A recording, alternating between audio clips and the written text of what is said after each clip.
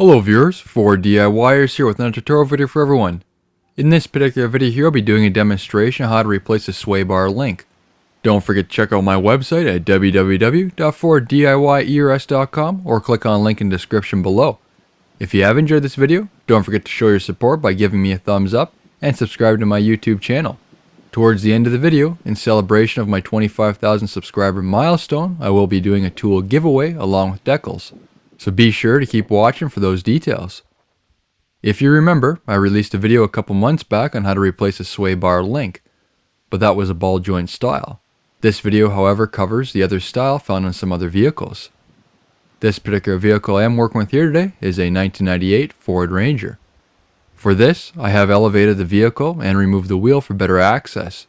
Also, you're able to see the replacement on the camera better. Sometimes these can be removed with the vehicle on the ground and the wheel turned or on ramps.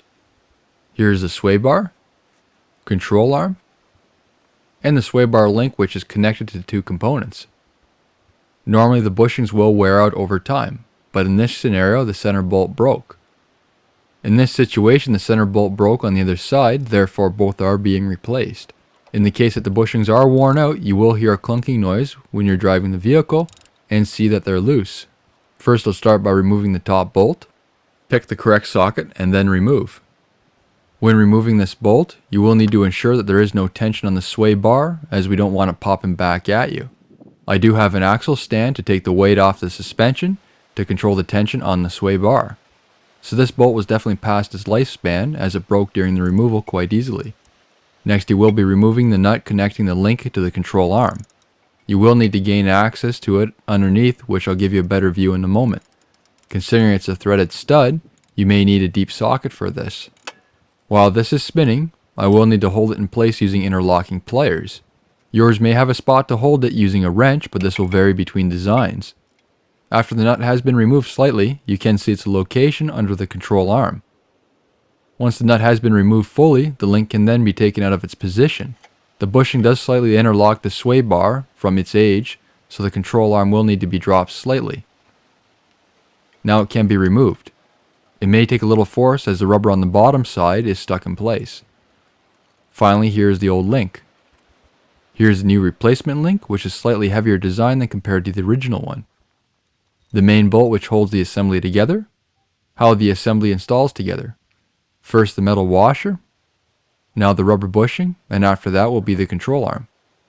Next is the other rubber bushing. Keep in mind these rubber bushings only install in one orientation. Washer. Now is the metal sleeve. Washer again. Rubber bushing. Sway bar. Rubber bushing. Washer. And finally the nut. Different types of sway bar link bushings are available, such as polyurethane instead of rubber.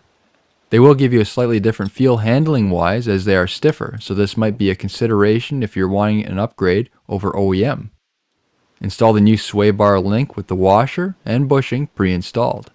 This can go on two different ways, either insert the bolt from the bottom through the control arm or from the top through the sway bar. This will be dependent on how much room you have, along with ensuring you do have clearance for the exposed threaded portion after the sway bar is tightened down on the nut side.